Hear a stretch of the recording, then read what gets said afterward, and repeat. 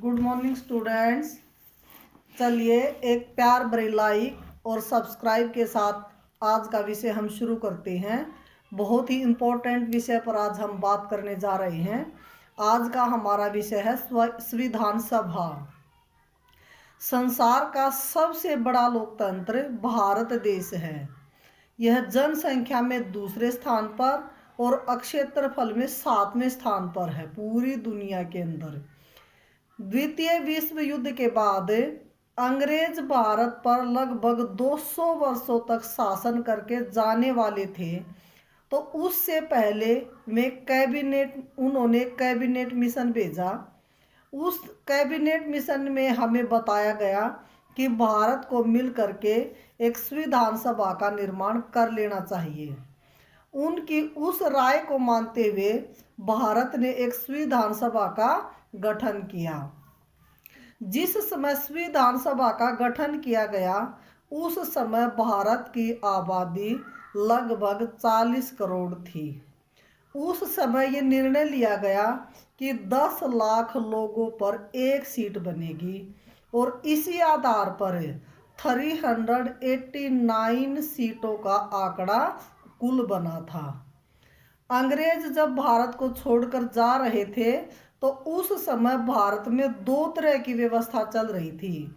एक थी ब्रिटिश भारत और दूसरी थी देसी रियासतें।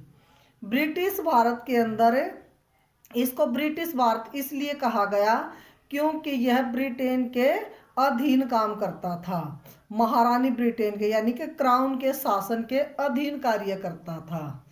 और दूसरी तरफ एक हिस्सा ऐसा भी था जो महारानी ब्रिटेन के अंडर नहीं था, उनके अधीन नहीं था, लेकिन वे महारानी को ही अपना हेड मानते थे और टैक्स या पे आदि जो भी किया करते थे वो उन्हीं को पे किया करते थे।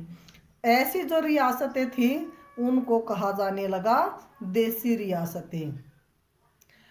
इसके अंदर जैसे 293 जो सदस्य थे, जो मेंबर्स थे, वो थे ब्रिटिश भारत के, जिनका संविधान सभा में जो सदस्य बनेंगे। और 93 का चुनाव इनके अंदर नहीं हुआ था। इनका 93 जो है इनका मनोनयन किया गया था उस समय।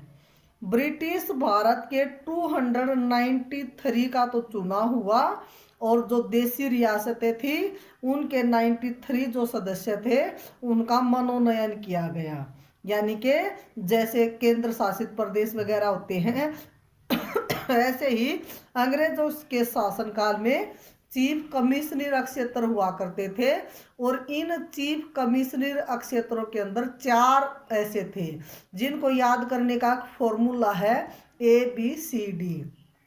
ए से अजमेर, बी से बलूचिस्तान, सी से कुर्ग जो कर्नाटक नाम से आज जाना जाता है और डी से दिल्ली। इस प्रकार 93 जो सदस्य थे वो देसी रियासतों के थे और 293 जो सदस्य थे वो अंग्रेजों ने निर्वाचित किए थे। और 4 जो सदस्य थे वो अंग्रेज कमिश्नरी से थे जो अजमेर, बलूचिस्तान, कर्नाटक और दिल्ली आदि जगहों से थे। ये जो इलेक्शन हुआ था ये जुलाई में हुआ था। दिसंबर 1946 में पहली बैठक हुई और इसमें 207 सदस्य ही उपस्थित हुए थे, जिनमें जो कुल सदस्य की संख्या थी इनमें 15 महिलाएं भी थी और उनमें से केवल 9 महिलाएं ही इस प्रथम बैठक में पहुंची थी। पहली बैठक में कम आने का एक मुख्य कारण था वहाँ पर 2 तरह के जो लोग थे उन्होंने यहाँ आना उचित नहीं समझा। उन 2 तरह के लोगों में पहले एक मुस्लिम संप्रदाय के लोग थे जो मुस्लिम लीग जिनको कहा जाता था, और उनको ये लग रहा था कि हमारा भविष्य जब इंडिया के साथ है ही नहीं तो हम बैठक में शामिल क्यों हों, क्योंकि उस समय वो अलग अपना देश बसाना चाहते थे। 73 जो सदस्य थे मुस्लिम लीग के ऐसे थे जो पहली बैठक में नहीं आए थे। जो 93 सदस्य थे जो देसी रियासतों से आने थे उनके मन में भी असमंजस्य की स्थिति थी कि हम इंडिया के साथ रहेंगे या कोई अपना अलग से राजपाट चलाएंगे। वे इस बात को कन्फर्म नहीं हो पा रहे थे कि हमें भारत के साथ आना है या जैसे पहले से देसी रियासतें हम चला रहे हैं वैसे ही देसी रियासतें चलानी है। तो इस बैठक में ये कहा गया कि एक को अध्यक्ष बना लें, जैसे यो अध्यक्ष बनाने की जो प्रणाली थी वो इसी प्रकार से चुनी गई जिस प्रकार से कक्षा के अंदर मॉनिटरी को चुना जाता है, यानी कि ये बिना इलेक्शन के चुना गया था। और उस समय उम्र में सबसे ज़्यादा जो आदमी था, वरिष्ठ जो आदमी था, वो पहली बैठक में उस उपस्थित था, वो था सच्चिदानंद सिन्हा। ये पहले कार्यवाहक अध्यक्ष बने थे हमारी संविधान सभा के। इसके बाद दूसरी बैठक हुई 11 दिसंबर 1946 को।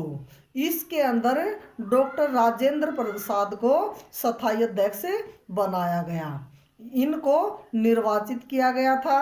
और जो डॉक्टर राजेंद्र प्रसाद है इन्हें बिहारी गांधी के नाम से भी जाना जाता है।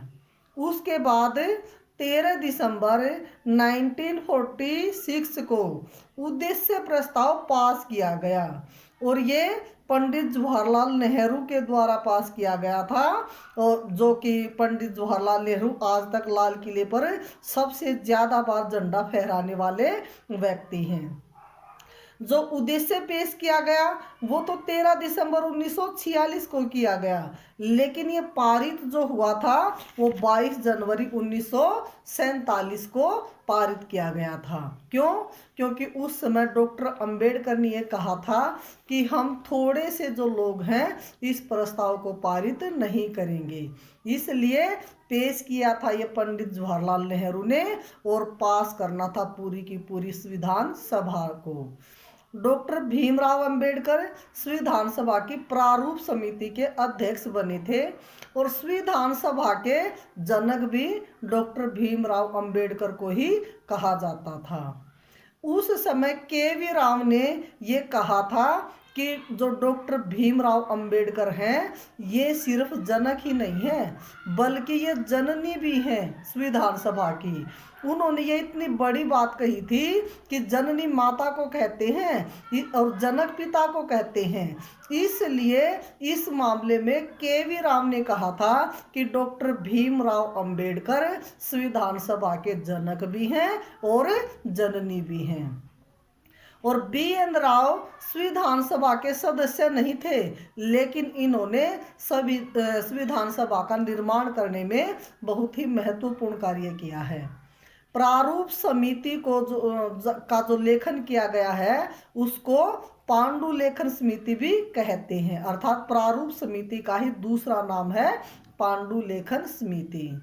प्रारूप समिति के अध्यक्ष तो हैं डॉक्टर भीमराव अंबेडकर जी, लेकिन प्रारूप समिति को तैयार किया था बी.एन.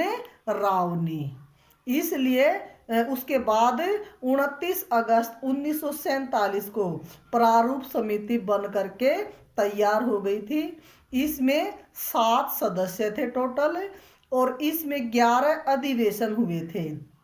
24 जनवरी 1950 को के अधिवेशन को, उस बैठक को भी अगर हम इसके अंदर शामिल करते हैं तो कुल अधिवेशन हमारे हुए थे 12, जो कि प्रारूप समिति के बारे में हुए थे। और 26 नवंबर 1949 को संविधान लिख करके तैयार हो गया था। 2 वर्ष 11 महीने और 18 दिन संविधान को बनाने में लगे थे। इस दिन 284 लोगों ने इस पर हस्ताक्षर भी किए थे। हमारा जो आर्टिकल 394 है उसमें 1 से 15 तक डिजिट लिखी गई हैं, यानी कि 1 2 3 इस तरह से 15 तक डिजिट लिखी गई हैं जो संविधान सभा के बारे में हैं। नंदलाल बोस और प्रेम बिहारी नारायण जायदादा ने अपनी हैंड राइटिंग में इस संविधान सभा को तैयार किया था। इसके प्रारूप को, इसका लेखन का जो कार्य किया था वो नंदलाल बोस और प्रेम बिहारी नारायण जायदादा ने किया था अपनी हैंड राइटिंग के साथ। मूल जो संविधान है वो अंग्रेजी में लिखा गया था, इंग्लिश में लिखा गया था, और उसका जो रनिंग स्टाइल है वो इटालियन शैली में है। हर पेज पर प्रेम बिहारी नारायण का नाम लिखा गया है और अंतिम पेज पर उनके दादाजी और इनका नाम जो है वो लिखा गया है। जो नंदलाल बोस थे और प्रेम बिहारी नारायण जो जायदादा थे, इन्होंने निःशुल्क लिखने का जो कार्य है किया था। यानी कि इनकी जो हैंड राइटिंग थी वो इतनी अच्छी थी, जो जवाहरलाल नेहरू थे वो इनकी हैंड राइटिंग से प्रभावित होकर के इनके पास स्पेशल गए थे कि आप अपना योगदान जो है संविधान सभा के निर्माण में दे। इसलिए इन्होंने उनकी बातों को मान लिया था और इन्होंने उनके सामने एक ही बात कही थी कि हम संविधान सभा को जरूर लिखेंगे, लेकिन उसके हर एक पेज पर हमारा जो नाम है वो लिखा होना चाहिए। और उस समय उनकी इस मांग को मान लिया गया था और इन्होंने संविधान सभा को लिख करके संविधान का जो प्रारूप है उसको लिखने का जो कार्य किया है इन्होंने निःशुल्क किया है। Thank you.